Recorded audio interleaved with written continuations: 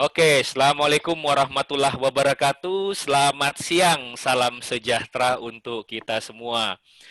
Rekan-rekan, bapak-bapak, ibu-ibu, selamat datang pada webinar diskusi santai yang akan membahas tentang satu peraturan yang sampai hari ini tuh sangat ditunggu-tunggu.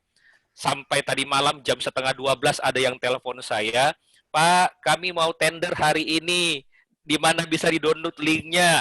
Saya jadi ingat orang yang selalu teriak link dong gitu loh.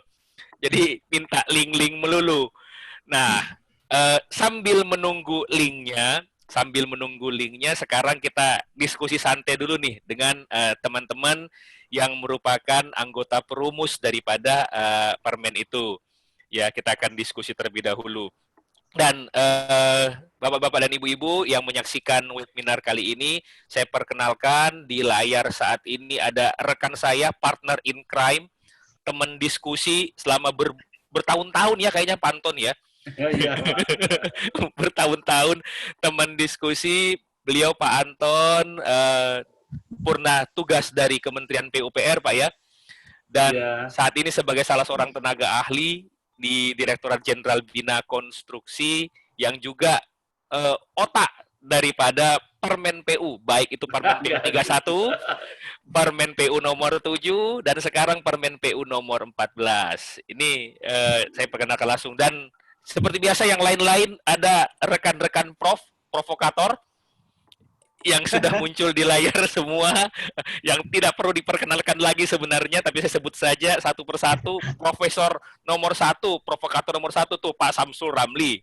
Tuh. Kemudian yang paling sering teriak-teriak tentang masalah pengadaan darurat ada Pak Rafan Mokoginta. Kemudian ada orang genit dari sisi regulasi ini Pak Heriana, Imade Heriana. Dan profesor khusus pengadaan langsung Pak Kahar Palindrungi. Kita masih menunggu dua orang lagi, yaitu Ibu Juni Irawati dengan Pak Dian Darmawan. Kami semua inilah tim di belakang peraturan menteri ini, di luar daripada rekan-rekan terbaik di Kementerian PUPR. Di sana dikomandani langsung oleh Pak Direktur, Pak Putut, kemudian ada Pak Indro, kemudian Pak Fani Duha, Bu Kiki, dan masih banyak rekan-rekan lagi di sana, Pak Brawijaya, Pak Nol, dan seterusnya. Nah, kayaknya kita diskusi nih, diskusi santai nih. Ini sekali lagi saya tegaskan, ini bukan sosialisasi ya, karena untuk sosialisasi nanti kita menunggu dari Kementerian PUPR yang secara resmi akan mensosialisasikan. Kita diskusi sambil menunggu kegalauan semua dan menjawab pertanyaan kapan bisa di-download. Bahkan tadi di chatting ada yang bilang, Pak, JDIH-nya down. Sekilas info, JDIH down tuh sudah berbulan-bulan yang lalu. Ya, jadi website JDIH Kementerian PUPR itu down sudah berbulan-bulan yang lalu, dan mungkin oleh teman-teman PU akan menggunakan cara lain, mungkin di website Direktorat Jenderal Bina Konstruksi untuk mengupload soft copy daripada Permen PU. Nah, untuk yang saat ini saya diskusi dulu dengan Pak Anton nih. Ya, Pak Iya, Anton. Pak. Siap. Silakan Pak, memperkenalkan diri dulu deh. Karena kayaknya Pak Anton wajah baru di tim pengadaan yang lain-lain nih. Silakan Pak. Baik, terima kasih Pak kali teman-teman, Pak Samsul Ramli, Pak Kahar, Pak Rafan, Pak Madi izin. Selamat sore, salam sejahtera untuk kita semua. Jaga jarak seperti tergandengan itu ya, jaga jarak gitu, jaga kesehatan. Bapak dan Ibu tadi dikenalkan oleh Pak Khalid, mungkin ya bukan otaknya lah, saya cuma sama dengan teman-teman provokator saja. Kebetulan sekian tahun yang lalu kan kami memang ada di pekerjaan konstruksi. Jadi kalau boleh sombong gitu Pak Khalid izin. Boleh Pak. Nggak ada larang sombong. Kami itu diprotes habis ketika di bawah 80% tidak digugurkan. Waktu itu masih Pak Agus Raharjo. Gimana sih kok nggak digugurkan? Pokoknya kami berjuang sampai sekarang di bawah 80%, tidak otomatis gugur, tapi dapat gugur. Dulu kan tidak boleh gugur, sekarang dapat gugur karena memang sampai hari ini masih dipertahankan.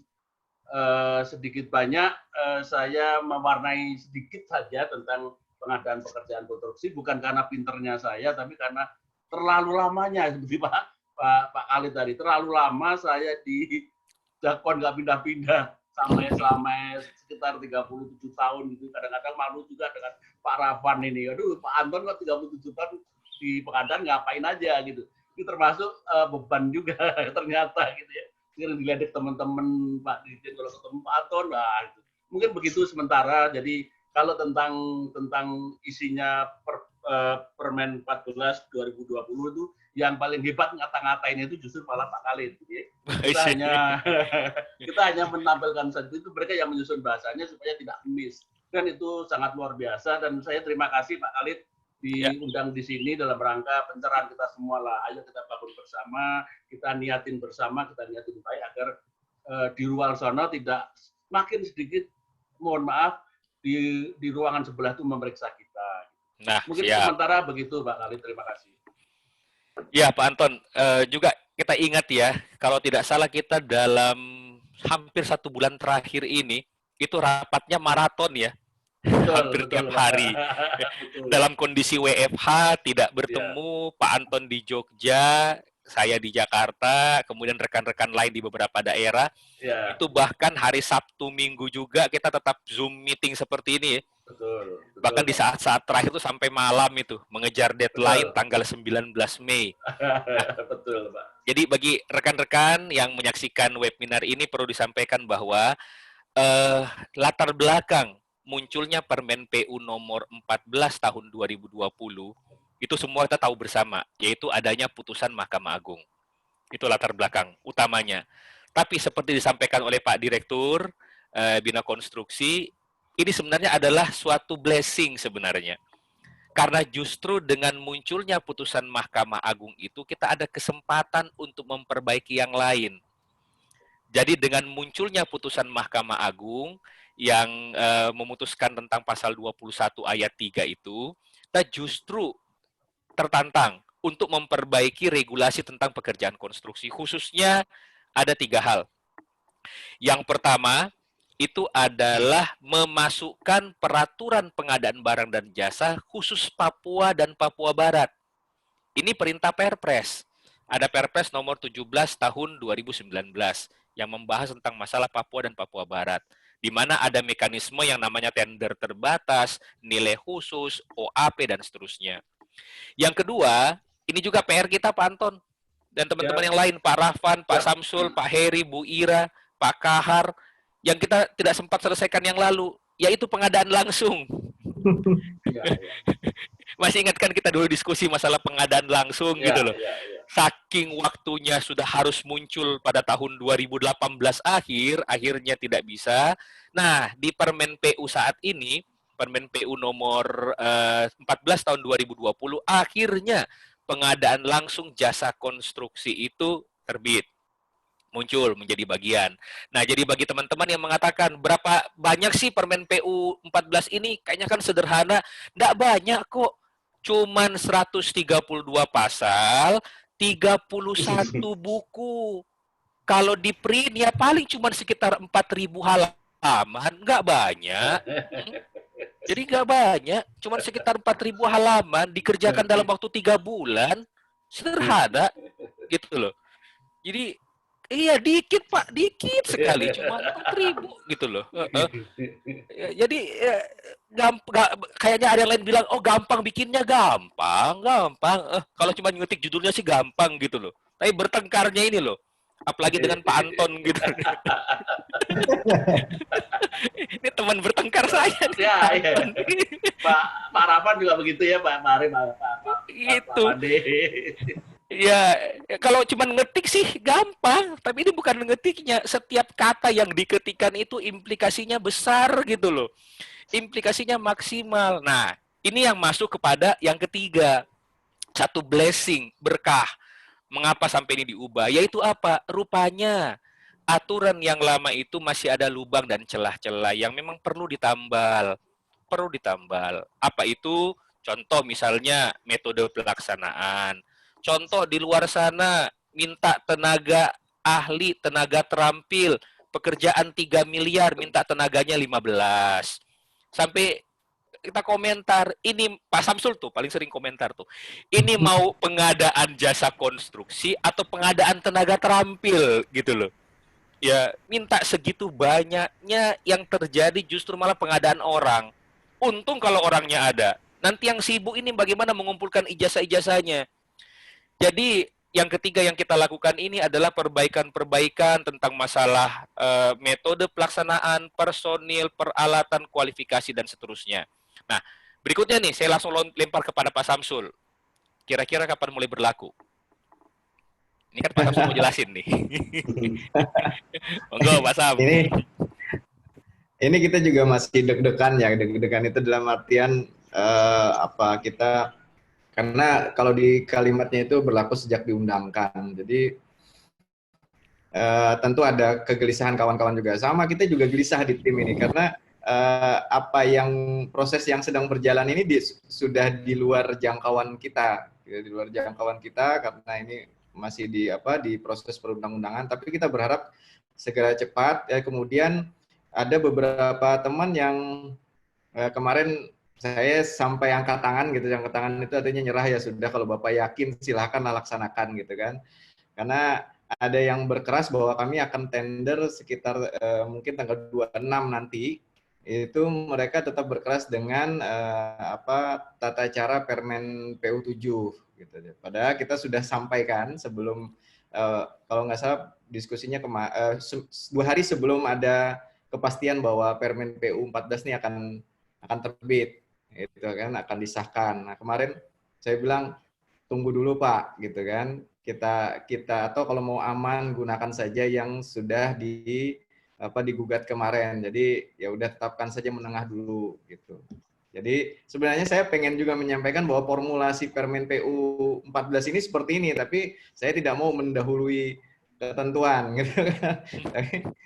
Tapi beliau tetap mau bertahan ya, tetap saya, karena kita kan perencanaan sudah mulai dari kemarin gitu kan. Artinya kita menghitung dari perencanaan. Tapi saya bilang dari persiapan itu sebenarnya sudah bisa dilakukan review. Nah, kalau memang tendernya tanggal 26 sehabis kita cuti bersama, cuti lebaran, itu mending menunggu dulu lah keputusannya seperti apa gitu kan. Akhirnya alhamdulillah meskipun belum kita pegang filenya dalam proses ini, kemudian juga ya saya juga pengen menginformasikan juga, ada teman-teman yang bilang apa gara-gara Permen PU 14 jdihpu.go.id jadi down. jadi error gitu, jadi down gitu. Saya bilang tidak karena itu, karena saya terus terang sambil menunggu. Ini kan karena kita diskusi on off gitu ya dengan Pak Halid juga. Pak Halid ini dalam beberapa hari terakhir saya paham betul kenapa beliau tidak muncul di beberapa grup. Itu pasti sedang berjibaku dengan berapa 31 buku tadi. Iya, dikit Pak, dikit. Saya paham betul karakternya, jadi saya bilang, ya, saya sambil nyari-nyari juga di JDIH, jangan-jangan tiba-tiba muncul. Nah, itu kayak PP 20 kan tiba-tiba muncul gitu, padahal itu selalu dijagain terus. Nah, jadi saya sih menganggap ini mungkin berkah Ramadan juga, jadi kita bisa menyelesaikan diskusi ini, walaupun diskusinya tidak akan bisa selesai ya Pak Anton ya, karena kita pasti akan tetap terus bertengkar gitu ya. Betul. Tetap terus bertengkar karena bagaimanapun juga regulasi dengan rentang waktu 3 bulan, kemudian titipan kawan-kawan begitu banyaknya, diskursusnya begitu besarnya, tentu tidak mungkin bisa sempurna, karena bagaimanapun juga saya pernah bilang dalam setiap sosialisasi bahwa regulasi kita itu tidak akan pernah menghilangkan yang namanya multitafsir. Karena bahasa kita sendiri adalah bahasa muda yang mudah multitafsir. Jadi dari material bahasanya sudah bukan material bahasa tua, cuman dan kita bahasa muda. Jadi kalau dalam bahasa Inggris bisa mengartikan semua kondisi dalam bahasa yang beragam. Misalkan kemudian bahasa daerah saja, kita bahasa Indonesia kalah begitu dengan bahasa daerah. Kalau bahasa daerah, bahasa Jawa itu menjelaskan beras saja dalam bentuk bahasa yang macam-macam. Kalau beras jadi dimasak jadi nasi bahasanya. Nasi kemudian dijemur jadi apa lagi. Sedangkan bahasa Indonesia membahasakan itu bisa sangat sederhana sekali, ya sudah nasi gitu kan, selesai. Nah, ini tantangan kita dalam mencoba mempromosikan regulasi. Jadi buat kawan-kawan yang ekspektasinya inginnya ini sangat sempurna, mohon maaf, ini tidak akan sempurna. Tapi inilah upaya maksimal, upaya terbaik yang dikerahkan oleh kawan-kawan dari Kementerian PU. Kalau tadi ya saya juga termasuk ya kalau disebut provokator, oke lah provokator, padahal sebenarnya pemandu sorak saja di lingkaran gitu ya. Jadi kalau tiba-tiba diskusi, kadang-kadang diskusinya saya ngeyel-ngeyel, itu yang paling saya ngeyelin Pak Blimade itu, yang paling sering saya ngeyel gitu. Jadi saya challenge terus dengan ya bahkan kadang-kadang candaan yang saya tahu kadang-kadang kurang ajar candaannya, tapi kalau nggak digituin itu ilmunya nggak bakal keluar teman-teman ini. Ya, kayak Blimade itu kalau misalkan nggak digencarin diskusi, dia nggak keluar itu ilmu-ilmunya. Orang muda yang perlu dikeluarkan, digali ilmunya. Nah, buktinya sekarang insya Allah nih kalau tidak ada halangan, kalau terbit juga kayaknya jangan-jangan duluan slide sosialisasinya yang terbit duluan dibanding Permen PU ini. Jadi saya ingin menyampaikan itu aja kepada kawan-kawan. Saya apresiasi sekali kepada tim Direktorat Jenderal Konstruksi yang termasuk Pak Anton ini semangatnya luar biasa meskipun senior. Senior tapi kayaknya semangatnya semangat 17 gitu ya. 17 tahun. Maraton terus kemudian dengan nggak kalah dengan Mas Rahpan lah teriak-teriakannya. Mas Rahpan baru sekarang ini aja teriak. Itu aja sempat habis suara kan. Nah, kalau Pak Anton ini sudah sejak 34 tahun. 37. Nah, 37 tahun itu. Jadi inilah gambarannya kawan-kawan semua bahwa proses penyusunan regulasi ini sedemikian intens. Kemudian kalau dari rentang waktu saya melihat 3 bulan itu rentang waktu yang tidak cukup menurut saya untuk menerbitkan 31 buku. Saya nyusun 1 buku saja itu lama sekali, apalagi 31 buku gitu ya. Jadi memang sudah sangat panjang. Mudah-mudahan ini langkah ini insya Allah semua niat baik. Makanya saya kemarin sakit hati sekali ada teman yang mengatakan bahwa penyusun Perpres ini atau penyusun Permen PU ini ada kepentingan-kepentingan dan seterusnya. Terus terang kepentingan saya lah utamanya, tapi saya lihat dari semua kawan-kawan kepentingan kita adalah bagaimana peraturan ini mampu mendorong perbaikan dalam pengadaan barang jasa, khususnya jasa konstruksi. Jadi insya Allah niatnya itu tidak ada niat yang lain, murni karena ingin berkontribusi, ingin memfasilitasi semua usulan, ingin difasilitasi. Insya Allah semua kepentingan ingin difasilitasi. Justru karena semua kepentingan ingin difasilitasi, akhirnya tidak semua kepentingan bisa difasilitasi. Gitu ya. Mungkin itu yang bisa saya sampaikan Pak Halid. Mudah-mudahan kita sambil nunggu-nunggu juga nih, nunggu segera terbit, segera kita pelajari bersama simpulannya seperti apa. Demikian. Oh iya, saya juga ini alhamdulillah sekali terima kasih Pak Halid sudah bisa mendorong standar dokumen pengadaan langsung yang di sini kita sudah mandatkan kepada 2 pakar, yaitu Pak Rahpan Mokoginta. Mudah-mudahan masih kuat beliau karena sekarang menanggung beban darurat. Kemudian sekarang ada Pak Kahar juga yang kita harapkan bisa melakukan sinkronisasi dengan tahapan-tahapan yang ada di dalam SPSE. Karena pengadaan langsung ini terus terang mimpi tersendiri buat saya. Mimpi tersendiri karena sejak Permen PU terbit saya sudah menerbitkan dokumen pengadaan langsung sebenarnya. Sehingga mimpi ini artinya apa yang sudah digarap awal ini bisa jadi satu regulasi. Jadi kita semua bisa fokus masing-masing. Ini beban konsultansi ada di Mbak Ira, kemudian pemilihan pekerjaan konstruksi ada di Bli Heri yang konsisten betul dengan semangatnya. Mudah-mudahan ini bisa memberikan kontribusi yang baik bagi membantu kawan-kawan punggawa-punggawa utama di lantai 12, walaupun saya sendiri belum pernah ke lantai 12 gitu. pekerja-pekerja ulet, pekerja-pekerja yang luar biasa, waktu pekerja fisik aja, kita bertemu fisik aja mereka bekerja tanpa kenal waktu, apalagi yang tidak bekerja fisik seperti ini gitu. Saya yakin itu diskusinya bisa tidak kenal waktu. Demikian yang bisa saya sampaikan, Pak Lid. Terima kasih. Oke, makasih banyak Pak Sam. Sekaligus menegaskan kepada teman-teman yang tadi ada bertanya juga, termasuk bahwa kapan permen ini mulai berlaku.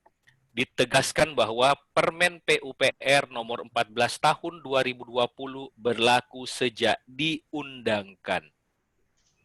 Kapan diundangkan? Permen PU ini telah diundangkan pada tanggal 18 Mei tahun 2020. Sekali lagi, Permen ini diundangkan pada tanggal 18 Mei 2020. Artinya, Permen ini berlaku sejak tanggal 18 Mei 2020. Nah, kemudian di mana bisa di-download? Saat ini belum ada. Kami pun masih menunggu file daripada rekan-rekan di Kementerian PUPR. Ya, karena ada proses pengundangan suatu regulasi itu harus melalui proses di Kementerian Hukum dan HAM. Kemudian harus dimasukkan ke dalam sistem JDIH. Jadi JDIH itu bukan cuma website. Tadi anak nanya lagi, JDIH down. Yang down itu websitenya. Sistemnya masih jalan, back-end-nya masih jalan. Dan untuk bisa tercatat di JDIH, itu harus ada dokumen aslinya. Harus ada dokumen asli dari Kementerian Hukum dan HAM. Kadang kita lihat dokumen kan, tertulis salinan. Salinan sesuai dengan aslinya. Nah, artinya harus memperoleh dokumen asli dulu, kemudian dari situ dibuat salinannya. Salinannya inilah yang dipublikasikan. Jadi mungkin bagaimana cara mempublikasikannya, apa yang dipublikasikan, silakan menunggu rekan-rekan di Kementerian PUPR. Kemudian pertanyaan berikutnya, bagaimana kalau saya mau tender sekarang?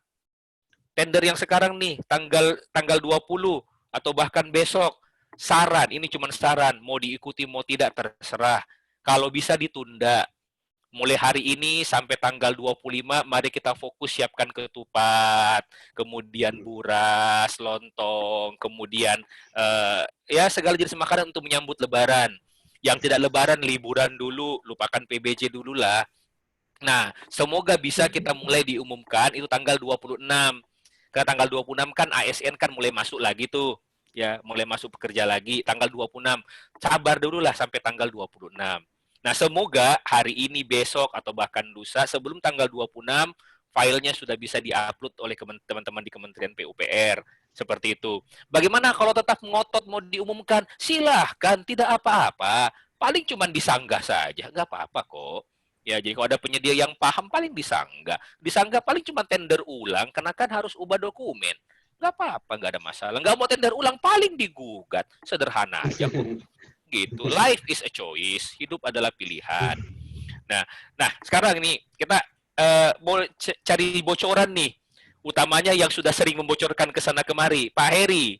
Ya, Pak Heri saat ini sudah lagi menyiapkan apa? Dan kira-kira stressing point-nya yang Bapak lihat perlu nanti dipahami. Ingat, perlu dipahami ya oleh teman-teman di lapangan ini apa? Silakan Pak Heri. Nanti Bu Ira siap-siap konsultan dan Pak Rafan dan Pak Kahar pengadaan langsung. Assalamualaikum warahmatullahi wabarakatuh. Waalaikumsalam. Silakan Pak Heri. Ya, assalamualaikum dulu teman-teman semua. Salam sejahtera kita semua. Terima kasih Pak Khalid. Semua ini senior saya ya. Di sini Pak Anton, Pak Rafan, Pak Kahar, Pak Samsul dan Bu Ira ini semua senior. Saya masih junior sebenarnya, tapi semangat belajar keras sekali Pak. Jadi di sini dapat sampaikan, kebetulan saya juga lagi membuka grup Pak, mungkin Pak Khalid sudah tahu Pak ya. Jadi saya ingin sekali dengan keadaan yang ada di Facebook gitu. Saya sebenarnya sedih gitu loh Pak. Kenapa sih aturan yang sebenarnya dari Permen 7 pun sebenarnya sederhana Pak, tapi dilebar-lebarkan, dimultitafsirkan, dinafsirkan, dipahami begitu rupa Pak. Jadi dengan begitu keinginan saya sendiri menarik teman-teman yang mau belajar Pak. Dan yang tidak mau belajar saya serahkan kepada Bu Juni untuk menendang keluar Pak. Jadi seperti itu. Sudah banyak ditendang Pak sama Bu Ira. Jadi gitu, kalau nggak mau belajar nggak usah. Nah jadi sementara ini untuk ketentuan yang baru ini mungkin ada beberapa hal yang mungkin teman-teman yang saat ini masih menggunakan kata kesaktian dalam dokumen, mungkin teman-teman nanti tidak akan bisa lagi. Kenapa? Karena saya pikir ini, saya membaca sedikit, bahwa ketentuan-ketentuan yang ada di Permen PU nanti ini yang akan terbit tanggal 26 atau tanggal 27 lah, kita tunggu aja, itu akan memberikan penegasan-penegasan terhadap teknisnya, Pak. Jadi ada hal berapa seperti Pak sampaikan di awal, untuk usaha kecil berapa maksimal untuk tenaga terampilnya, yang mana termasuk mandiri itu sudah diatur. Terus permasalahan masih banyak yang saya lihat itu adalah peralatan, Pak. Kemarin ada juga yang sampai gergaji palu itu masih dipersyaratkan, Pak. Jadi ini agar tidak lagi dipersyaratkan, Pak. Ya Pak ya, itu terus banyak lagi Pak, ada yang sampai mempersyaratkan apa itu lagi ya. Itu yang di Facebook kemarin Pak, sampai minta foto-foto kantor, koordinat seperti itu sebenarnya udah nggak ada Pak. Jadi sangat rumit jadinya Pak, padahal Permen 7 itu sudah sederhana. Tapi untunglah Pak ada putusan MA ini, jadi kita bisa blessing seperti Pak Dirut bilang, banyak hal-hal yang kita tegaskan nanti. Termasuk ada juga komentar katanya Pak Sabtu tadi, masalah pasal titipan, kita tuh sudah berusaha. Biar nanti adalah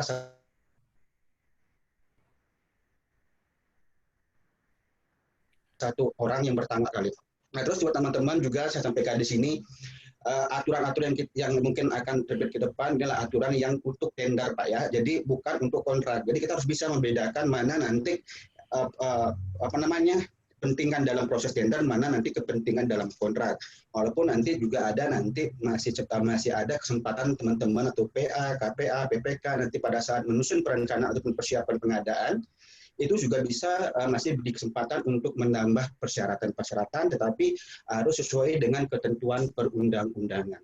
Jadi itu mungkin stressing saya Pak buat teman-teman Pokja Pak. Terima kasih Pak. Oke, baik. Bocoran sedikit nyampein kepada Pak Heri tadi. Pak Heri, kalau tadi untuk usaha kecil itu tenaga terampilnya maksimal berapa?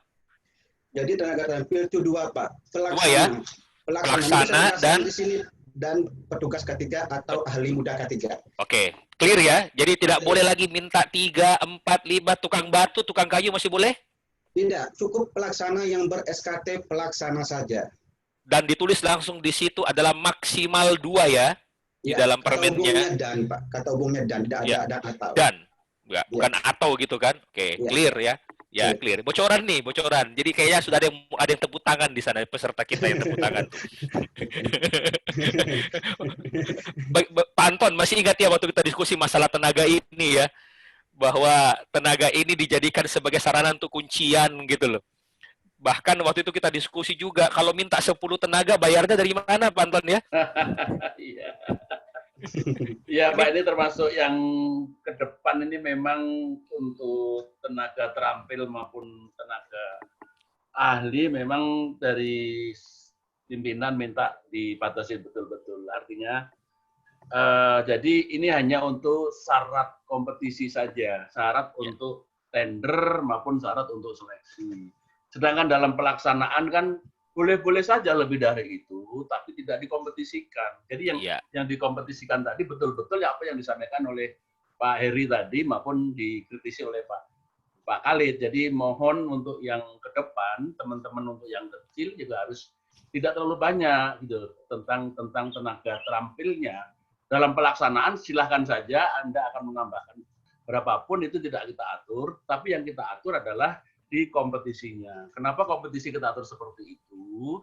Yang disampaikan Pak Khalid dan Pak Heri tadi, jangan sampai menjadi kuncian gitu loh. Kuncian kan akhir-akhirnya kan Pak Khalid sudah paham betul lah, Bapak nanti akan dilirik oleh teman-teman grup sana gitu ya Pak ya. Yeah. Teman-teman baju coklatnya coklat gitu deh, kan gitu ya. Jadi itu mengurangi itulah, paling tidak itu kita berawal dengan baik, artinya pelaksanaan konstruksi ini juga mudah-mudahan dengan bahasa yang sekarang ini dengan aturan yang relaksasi gitu Pak Khalid ya. Yang tidak terlalu keras, tetapi juga ayolah kita berusaha untuk memenuhi kompetensi yang betul-betul dalam kompetisi ini. Jangan asal memasukkan saja. Justru alat kalau tidak salah itu juga seperti disampaikan Pak Heri tadi. Mungkin begitu Pak Khalid, terima kasih. Betul, siap, betul. Nah, ini penegasan langsung nih. Pak Anton ini udah 37 tahun di bidang konstruksi. Tuanya, Pak. Iya, 37 tahun saya tuh masih kalau sudah kalau dihitung dengan yang lain tuh masih SD banget itu. Jadi udah tahu lah seluk-beluknya seperti itu. Nah, kemudian lagi Pak Heri, bocoran lagi nih untuk teman-teman yang menyaksikan sekarang. Bagaimana kabar metode pelaksanaan?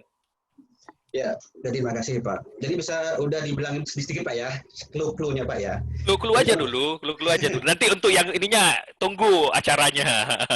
Baik, ya. Jadi mungkin sudah disampaikan tadi obrol di awal sama Pak Anton juga bahwa metode pelaksanaan ini memang kita tidak kompetisikan untuk usaha kecil dan menengah Pak ya. Cuma mau diingat buat para PPK di sini bukan berarti kalau metode pelaksanaan itu tidak dikompetisikan pada saat tender, wajib menetapkan metode pelaksanaan. Kenapa? Ini akan disampaikan tetap oleh PPK walaupun paketnya bukan kompleks atau besar ya. Itu disampaikan oleh PPK dan harus nanti juga ditetapkan pada saat persiapan pengadaan dan direview oleh Pokja Pemilihan. Kita tahu Pak Anton sama Pak Khalid, Pak Samsul, Pak Rafan, Pak Kahar, metode pelaksanaan yang disampaikan PPK itu nggak menggambarkan apa-apa. Mana kesusian metode peralatannya, speknya, personilnya, itu jarang sekali saya lihat. Dan ini mungkin dari teman-teman pun juga banyak mengeluh bagaimana caranya membandingkan metode pelaksanaan. Jadi mungkin saya jawab pertanyaan Pak Kali bahwa metode pelaksanaan itu tidak dipertandingkan pada usaha kecil atau menengah. Hanya dipertandingkan pada saat pekerjaan itu berisiko keselamatan korupsi tinggi, maksudnya bicara kompleks dan berkualifikasi besar. Jadi itu Pak yang dapat saya sampaikan Pak.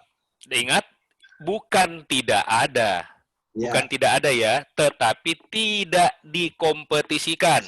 Ini banyak salah kaprah lagi nih.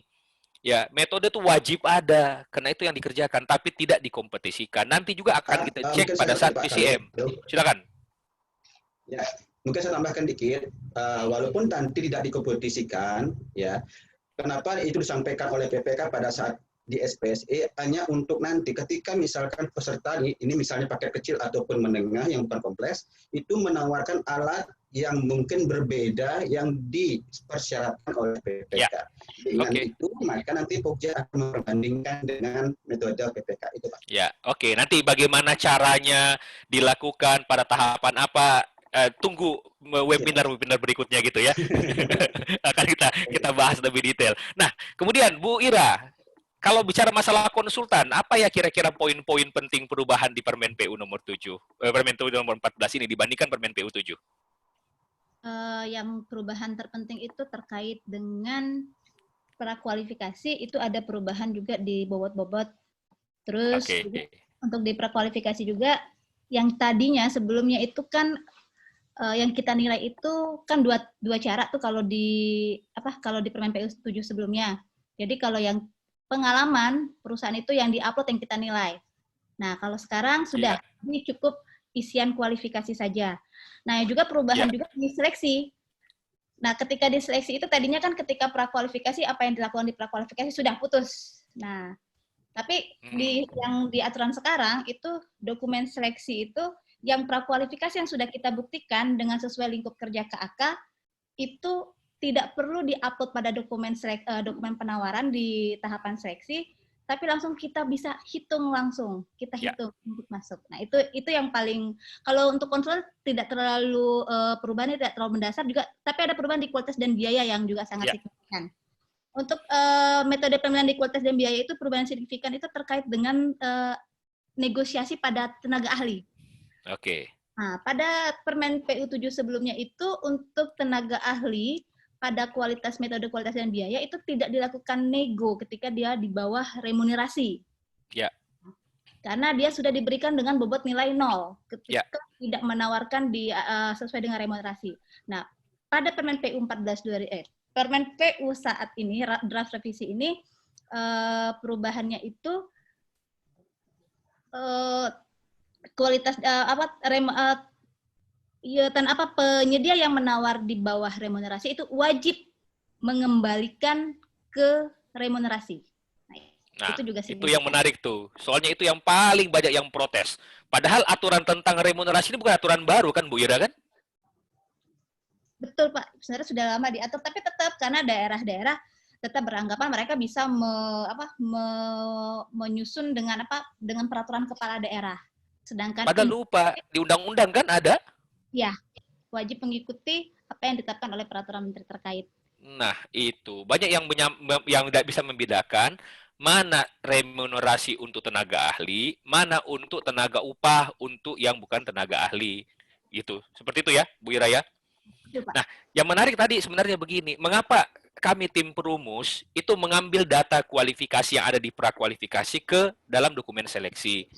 Karena kalau kita bicara pengalaman, tidak ada pengalaman yang khusus kualifikasi, pengalaman yang khusus untuk seleksi. Namanya pengalaman perusahaan, ya itu saja. Jadi kalau misalnya di kualifikasi kemudian dicuekin, kita meminta lagi yang baru di bagian seleksi, itu tidak fair namanya. Jadi ini menjadi satu kesatuan. Jadi kalau sudah ada di kualifikasi dapat menjadi POBO, tapi kalau misalnya ada pekerjaan-pekerjaan yang pada saat kualifikasi ini belum selesai dan pas selesai, bisa mereka tambahkan di dalam dokumen seleksi untuk menambah nilai daripada kualifikasi mereka. Itu sih filosofi dasarnya yang ada di tim perumus gitu, Bu Ira. Seperti itu ya? Sebenarnya begini Pak, karena waktu di aturan kita yang sebelumnya kita masih mengacu ke peraturan Permen LPJK 4 2017 bahwa kan pengalaman kan masih kalau dia kecil cukup dengan klasifikasi, sedangkan klasifikasi. Kalau sekarang kita langsung menjurus ke subklasifikasi. Nah, itu. Nah, kalau seleksi itu sudah lingkup. Ya. Jadi ketika kita menghitung pengalaman, kita menghitung hanya sesuai dengan klasifikasi. Kita masukkan seluruh klasifikasi, tapi ketika diseleksi itu sudah subklasifikasi. Jadi memang sesuai lingkup pekerjaan. Jadi makanya ketika di draft yang sekarang ini, karena kita sudah di prakualifikasi sudah menghitung dari lingkup subklasifikasi, makanya di seleksi juga tidak cukup kita tambahkan. Betul. Dan juga yang menarik lagi, di dalam pasal 18 Undang-Undang Nomor 2 sudah dijelaskan bahwa yang namanya perusahaan itu bukannya sampai kepada klasifikasi loh, sampai kepada subklasifikasi. Ini yang sudah dimasukkan ke dalam permen ini. Jadi jangan lagi ada mengatakan kalau kecil itu hanya kepada klasifikasi. Kalau menengah dan besar sampai subklasifikasi. Saat ini kecil pun sampai kepada subklasifikasi. Itu adalah amanat undang-undang. Ya. Dan sudah diperkuat di dalam peraturan pemerintah. Nah, ini adanya lagi, apakah PP masuk dalam konsideran? Nah, ini kayaknya yang bisa nanti teman-teman PU deh. Tunggu pada saat sosialisasinya dan tunggu pada saat muncul dokumen-dokumennya. Kemudian Pokja sudah memberikan saran kepada PPK. Kemudian PPK tetap ngotot memasukkan hal seperti itu. Pak Samsul, gimana itu Pak Samsul? Kalau sekarang sih saya melihat bahwa dengan penegasan sekarang maka Pokja khususnya UKPBJ ya, UKPBJ dapat dengan tegas mengatakan bahwa apabila ada penambahan persyaratan yang dipaksakan oleh PPK maka harus ada prosedur yang ketat. Jadi kalau saya lihat kayak kemarin konsepnya itu mudah-mudahan sama dengan yang akan ditetapkan, misalkan di daerah itu pejabat tinggi pratama plus APIP. Nah, ini APIP ada Pak Rafan nih yang nanti akan memperkuat penegasan. Jadi untuk di daerah tidak lagi semudah seperti yang terjadi saat ini ya, penambahan persyaratan itu. Nah, sekarang konsepsi dari standar dokumen ini ada filter yang menurut saya cukup mengembirakan buat saya, tidak untuk daerah yang kemarin agak terlupakan karena memang unsur kesejarahan proses penyusunan Permen PU 7. Bagi orang yang tidak paham di belakangnya mungkin akan berkata bahwa ngapain penambahan syarat ke sekda provinsi misalkan.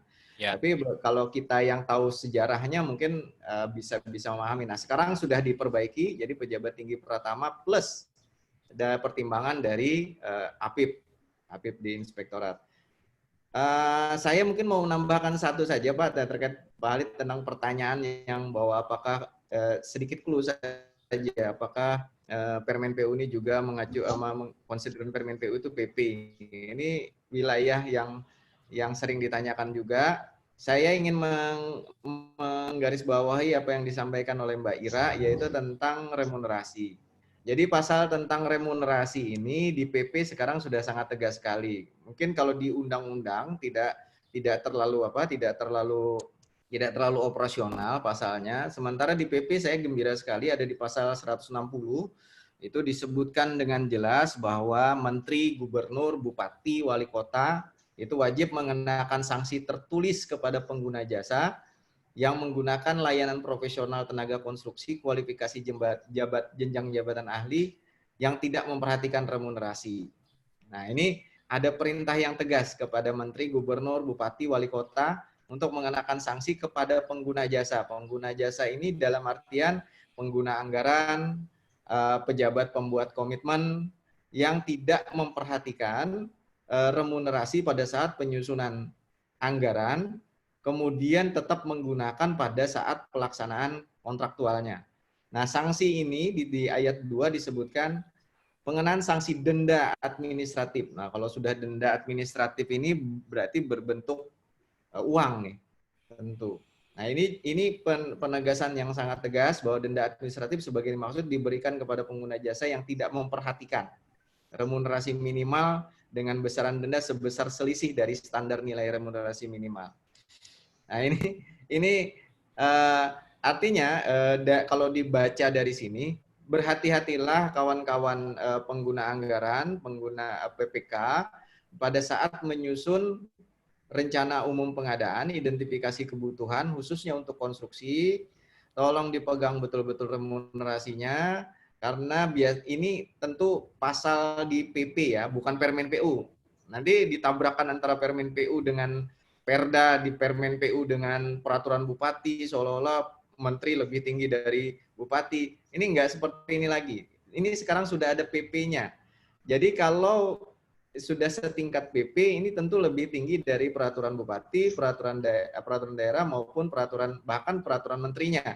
Jadi jangan sampai nanti ada yang sering dipertentangkan itu adalah kemampuan keuangan daerah. Nah, kemarin saya sempat menuliskan bahwa yang disebut dengan kemampuan keuangan daerah itu harus dilihat dari kebutuhan, bukan dilihat dari keinginan. Kalau dilihat dari keinginan, tentu keuangan daerah pasti nggak akan mampu. Karena keinginan itu besar, banyak sekali. Nah, kalau berdasarnya kebutuhan, maka pertimbangan remunerasi ini harus ada sejak sebelum menyusun RKA. Sehingga kalau memang tidak bisa meng-hire konsultan dengan remunerasi yang cukup, maka ada langkah-langkah yang bisa dilakukan. Langkah-langkahnya apa? Di Perpres 16 sudah disebutkan konsolidasi. Ada konsolidasi pengadaan jasa konsultansi akhirnya nanti. Ini yang saya bayangkan. Jadi untuk pekerjaan-pekerjaan RKB itu tidak ada lagi, insya Allah tidak ada lagi tenaga ahli konsultan, kalau betul-betul ahli, quote unquote gitu ya, betul-betul ahli yang dibayar hanya sebesar UMP atau UMK atau UMR. Ini. Jangan ada lagi. Karena kalau ada, maka otomatis akan melanggar PP. Ini yang sedikit menegaskan apa yang disampaikan oleh Mbak Ira. Jadi kalau kita lihat semangatnya Permen PU 7 tahun 2000, Permen PU 14 tahun 2020 dengan semangat Undang-Undang 2 tahun 2017, semangat PP 20 tahun 2020 ini sudah inline. Sudah inline. Gitu ya. Nanti mungkin teman-teman Kementerian PU yang bisa menjelaskan tentang bagaimana posisi kedudukan Permen PU dengan PP, dengan Perpres, dengan Perlem dan seterusnya. Mungkin itu Pak Halid. Oke, dan juga menarik juga Pak Sam, tadi kan diskusi tentang masalah APBD dan sebagainya kan, ditegaskan lagi kepada seluruh rekan-rekan peserta webinar bahwa Permen PU 14 2020 ini mengatur pengadaan jasa konstruksi di APBN dan APBD. Tegas. Ini perjuangan yang akhirnya merdeka ya Pak Anton ya. saya membayangkan saja, saya gabung dengan tim ini sebelum Permen PU 7 ya. Artinya Permen PU 7 sudah terbit, saya baru gabung. Nah, saya bisa bayangin Permen PU 7 dengan setebal itu, begitu masuk ke wilayah legislasi, tiba-tiba harus dipotong karena dianggap bahwa kementerian tidak boleh mengatur daerah karena sesuai dengan pasal 86 itu. Nah, jadi 86 ya. Nah, 86. jadi ketika di situ dipotong semua, waduh itu saya bisa bayangin tuh masukan-masukan dari Pak Anton untuk daerah itu udah kepotong semua. Akhirnya kepotong pakai kontrol H kalau nggak salah itu. Kontrol H, kontrol replace. Akhirnya yang Pratama hilang gitu ya di Permen PU 7. Nah, ini untuk buat kawan-kawan yang nggak tahu di belakangnya, saya juga terlibatnya baru di pertengahan setelah terbit Permen PU 7 baru tahu bahwa oh kenapa sih sampai pejabat tinggi Madya aja, pejabat tinggi Pratama nggak ada, rupanya karena kontrol H tadi. Karena dipaksa harus terbit, segera terbit, desakan dari ini sementara tidak dibolehkan. Akhirnya di-replace dengan hanya kata sambung mengacu. Nah, sekarang Permen PU 14 jelas dan tegas. Ini menjadi dasar untuk daerah maupun kementerian lembaga. Nah, mudah-mudahan tidak ada lagi perdebatan tentang mengacu. Nih, Bli Heri yang berbusa-busa menjelaskan bahwa Permen PU 7 untuk daerah mengacu, bahkan sampai ada debat hukum gitu. Tinggal menunggu apa, sebenarnya harusnya menunggu ini dulu, menunggu judicial review. saking ramainya diskusi bahwa harusnya mengacu itu bukanlah berdasar dan seterusnya. Tapi kalau sekarang alhamdulillah pengganti Permen PU 7, pengganti ya Pak Halid ya? Pengganti, ini bukan perubahan. Pengganti ditegaskan. Ya, Permen PU 7 ini bisa lebih memperbaharui dan mempertegas apa yang sudah kita lakukan saat ini. Ya. Ini kan Halid. Makanya tadi ada yang nanya, Pak, bagaimana dengan tender sekarang? Kalau Anda tidak menggunakan Permen PU 14, mau pakai apa? Di Permen PU 14 disebutkan, dengan ditetapkannya Permen PU nomor 14 ini, maka Permen PU 7 dicabut dan dinyatakan tidak berlaku. Kapan dicabut dan dinyatakan tidak berlaku? Pertanggal 18 Mei 2020. Jadi kalau ada tender yang diumumkan pada tanggal 19 Mei, seharusnya sudah menggunakan Permen PU yang baru, yaitu Permen PU nomor 14. Pak, di-download saja belum bisa, ya jangan tender dulu lah.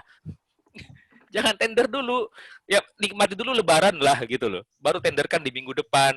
Bagaimana kalau tahap lanjut yang saya jelaskan tadi? Paling ya siap-siap aja disanggah. Semoga penyedianya tidak ikut webinar ini ya. Gitu, karena siapa tahu ada penyedia yang tidak mau tahu dan sebagainya, ya nggak apa-apa. Tapi kayaknya lihat dari nama-namanya ini banyak juga penyedia yang gila-gilaan juga di sini yang ikut gituan. Nah sekarang lebih lanjut lagi, ada satu hal yang sebenarnya barang lama tapi baru. Dikatakan barang lama karena di dalam Perpres, kemudian di Perlem itu ada, tapi di Permen PU itu nggak masuk, yaitu pengadaan langsung. Nah ini Pak Rahvan nih, the master of pengadaan langsung nih. Silakan Pak Rahvan.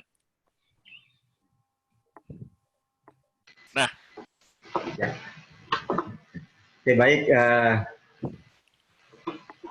Terima kasih Pak Halid. Ini saya kira sangat menarik, ini Permen PU 14 2020 di mana sudah mengakomodir tentang pengadaan langsung yang sebagaimana kita ketahui pada Permen PU 31 sebelumnya itu tidak ada pengadaan langsung untuk jasa konstruksi, baik pekerjaan konstruksi maupun jasa konsultansi. Nah, sehingga kemarin pada tahun 2019 termasuk saya dan Pak Samsul juga berikhtiar untuk menyusun dokumen pengadaan langsung baik itu pekerjaan konstruksi maupun jasa konsultansi yang bisa digunakan karena memang ada kekosongan di situ. Nah, sehingga pengadaan langsung sekarang menjadi bagian dari Permen PU 14 2020. Nah, beberapa hal mungkin yang bisa saya berikan clue-clue tentang pengadaan langsung, ya. Di mana nanti dokumen pengadaannya ada 4. Standar dokumennya yaitu untuk pekerjaan konstruksi ada 2, untuk badan usaha maupun perorangan, begitu juga dengan pekerjaan jasa konsultansi. Kemudian dokumen penawaran teknisnya ada daftar isian peralatan dan daftar isian personil. Ini khusus sampai dengan 50 juta ya untuk yang non Papua dan 200 juta yang khusus Papua itu tidak perlu dokumen penawaran teknis ini.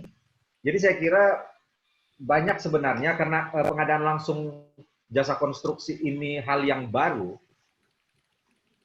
Jadi tidak ada perbandingan yang lama seperti apa, yang baru seperti apa. Ini betul-betul pure murni baru yang dimasukkan di dalam Permen PU 14 2020. Kemudian yang baru juga di sini ada review. Jadi pejabat pengadaan yang sebelumnya tidak diatur pejabat pengadaan melakukan review, pejabat pengadaan juga diberi ruang untuk melakukan review terhadap dokumen persiapan yang diserahkan oleh pembuat komitmen. Kemudian mengenai metodenya, saya kira sudah dipastikan pasca kualifikasi, sistem gugur, ya baik kualifikasi maupun penawarannya sistem gugur, dan satu file.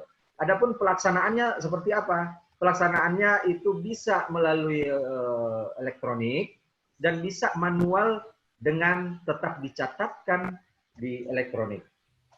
Ya, itu pilihannya. Kemudian saya kira itu mungkin sedikit tentang pengadaan langsung, karena jujur sampai sekarang pun finalnya kita belum pegang, kita harus menunggu secara resmi dari Kementerian PU dan kita melihat kemudian secara resmi kemudian akan disosialisasikan oleh Kementerian PU maupun oleh tim yang turut serta membantu dalam penyusunan Permen PU 14 2020. Ada satu hal juga kemarin yang kita usulkan untuk dimasukkan pada Permen PU 14 tahun 2020, yaitu tentang penambahan persyaratan, baik itu persyaratan kualifikasi maupun persyaratan teknis. Untuk APBD seperti apa? Kalau kita merujuk pada Permen PU 31, Permen PU sebelumnya, itu memang tidak jelas untuk APBD.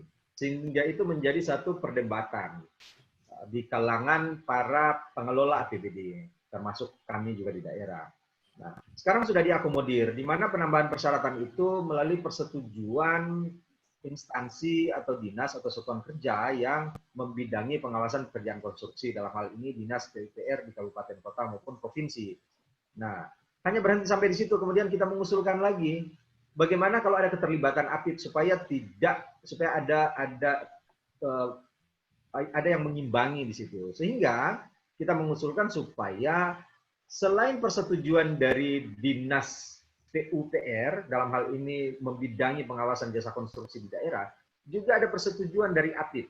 Nah, kebetulan saya di APIP, jadi memang saya juga mendorong supaya APIP terlibat. Sehingga pertanggungjawabannya jelas, akuntabilitasnya jelas. Ya. Jadi ya, itu saya kira beberapa bocoran-bocoran, karena memang sampai sekarang kita harus menunggu secara resmi dari Kementerian PU.